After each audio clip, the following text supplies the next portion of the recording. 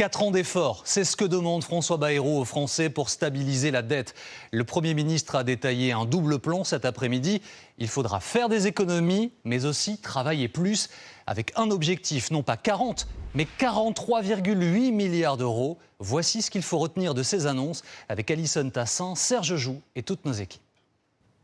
Il a voulu faire de ce discours un moment grave, ou selon les termes du Premier ministre, un moment de vérité.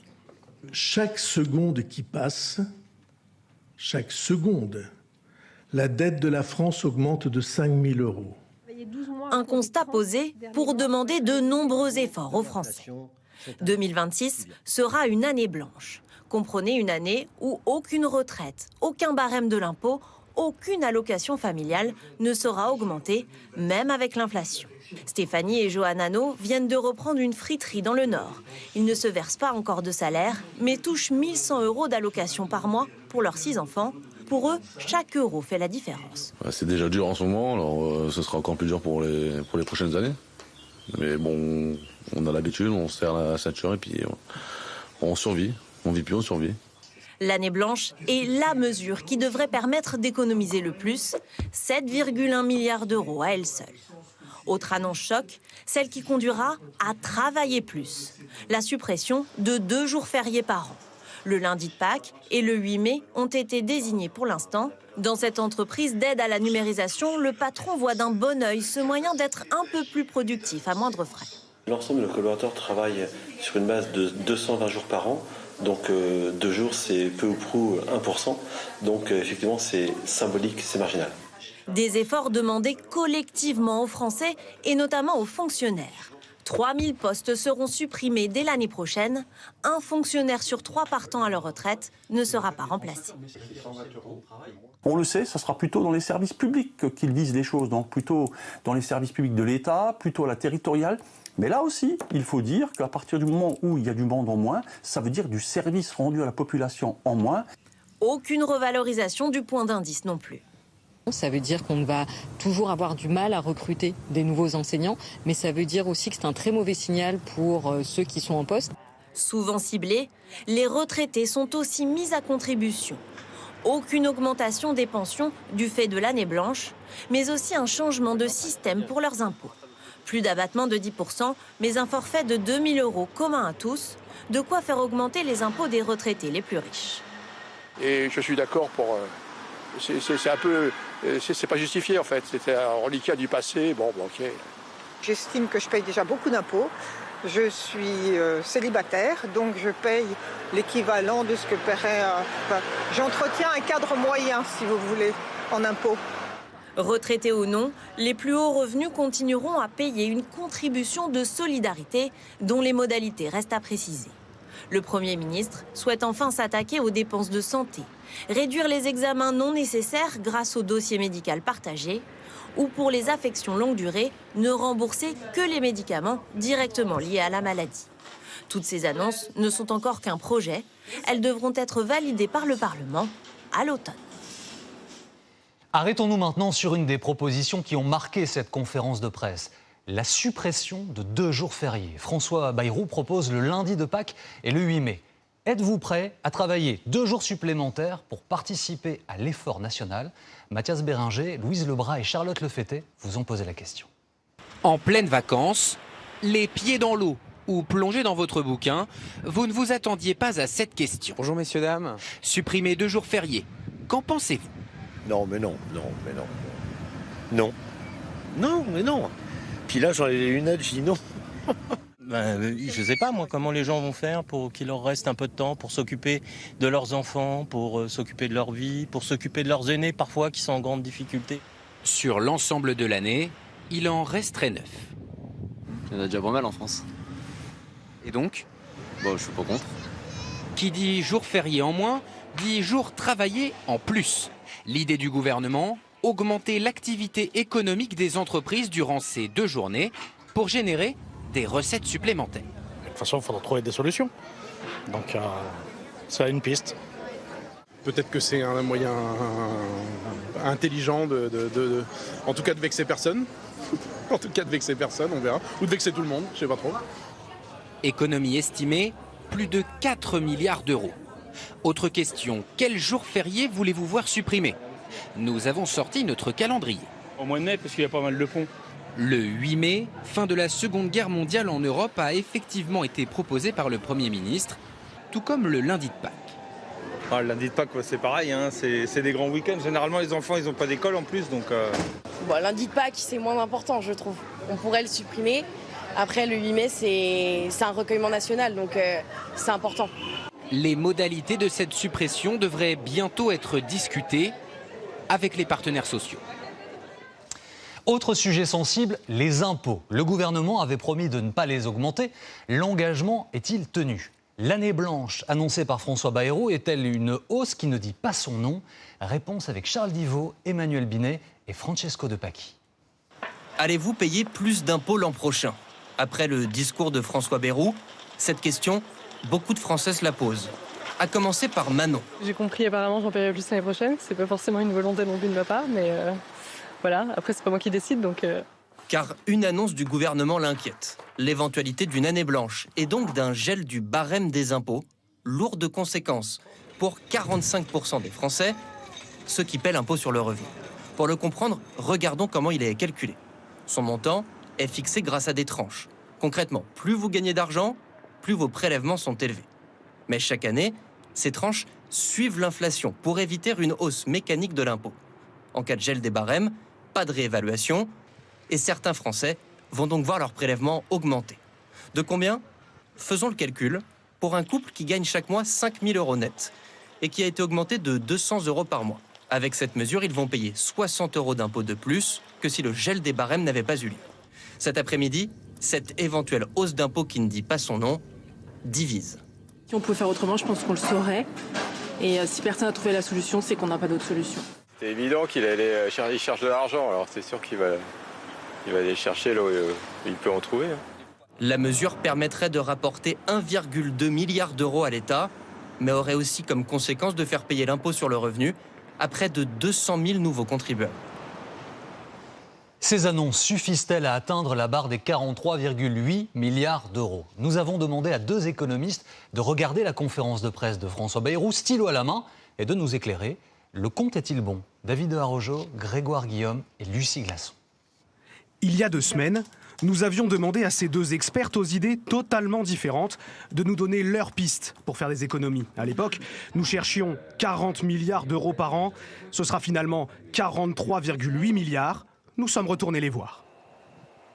C'est le bon chiffre, c'est le bon niveau de chiffre. Alors après, on peut ergoter pendant des heures. Est-ce que c'est 38? Est-ce que c'est 45? C'est risqué parce que plus vous coupez de dépenses publiques, plus vous ralentissez l'activité. En gros, le remède va être pire que le mal. En effet, la moitié de l'argent doit venir des réductions de dépenses de l'État. Un effort sera demandé aux fonctionnaires, un départ à la retraite sur 3 ne sera pas remplacé, mais aussi aux collectivités. Il y a une tendance à la baisse dans la fonction publique très importante depuis 20 ans. On va chercher de l'efficacité là où pas sûr qu'on puisse encore faire beaucoup d'efforts. En fait, par rapport au reste de l'Europe, on est ceux qui avons le plus baissé le nombre de fonctionnaires par habitant. Autre mesure, une année blanche en 2026. En clair, le gel de toutes les prestations sociales. C'est plus douloureux pour les Français les plus modestes. Pourquoi? Parce qu'on gèle les prestations sociales. Si vous avez suivi, on a compté 20 milliards 800 millions de dépenses en moins.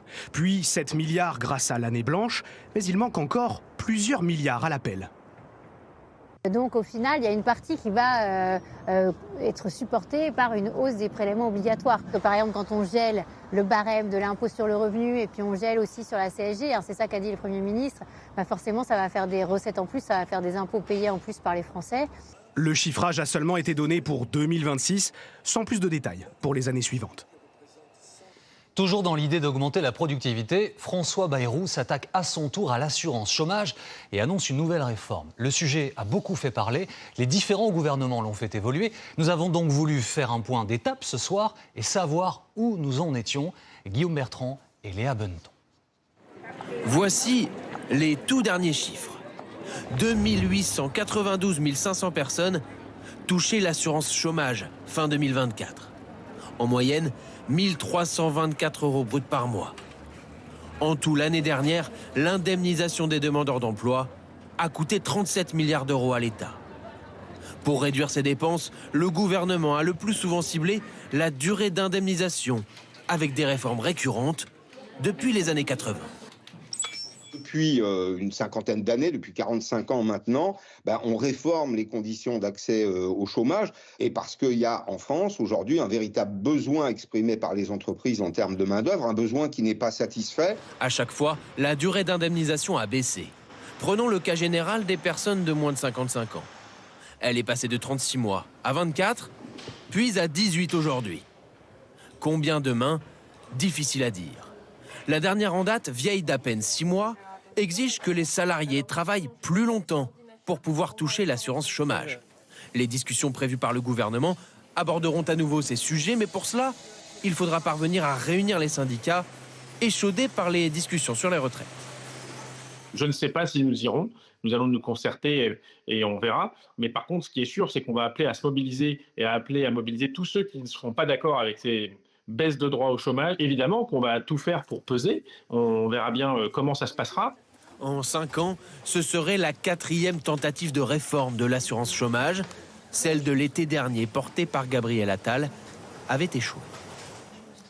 Rien n'est plus politique qu'un budget. Le texte arrivera à l'Assemblée nationale à l'automne prochain. Et avec ces annonces, François Bayrou s'expose à la censure. Il n'y a pas de majorité à l'Assemblée.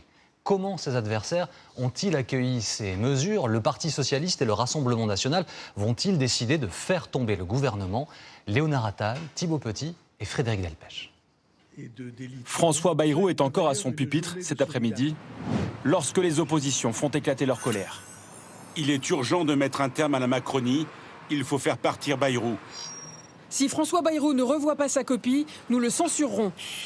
Pourtant, si le Premier ministre veut passer l'étape du budget à l'automne, il ne pourra pas faire sans le RN de Marine Le Pen ou le Parti socialiste d'Olivier Faure.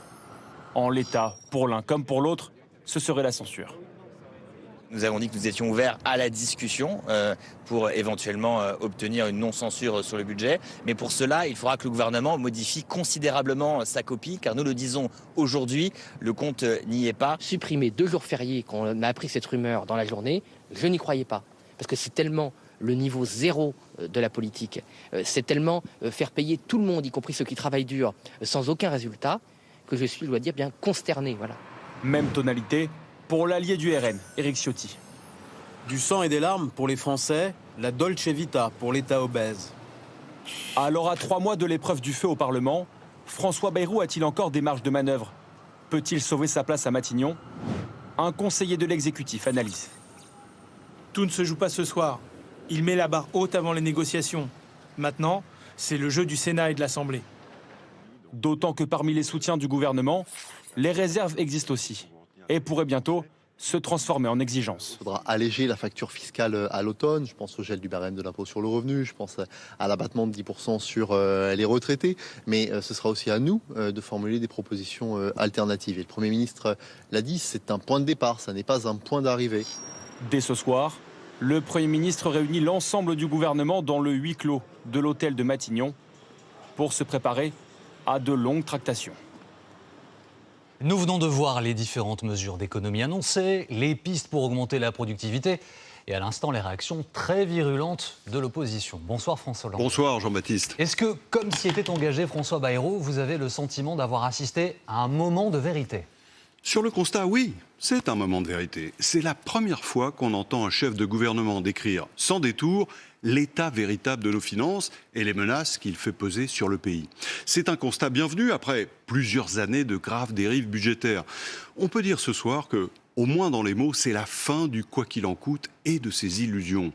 Mais sur les remèdes, je serais plus prudent parce que même s'il y a des mesures de bon sens et qu'on demande vraiment des efforts aux Français, le plan ne s'attaque pas au cœur de la dépense. Ce cœur, c'est l'État, son fonctionnement, son périmètre, sa complexité, qu'il faut réformer si on veut dépenser moins.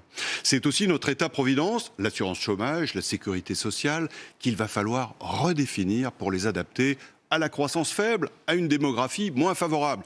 Et là-dessus, notre Premier ministre n'a pas engagé de changement profond. Pour résumer, le plan Bayrou, C'est un bon diagnostic et un traitement de court terme. Et il manque le traitement de fond, celui qui empêchera les récidives. Merci beaucoup François.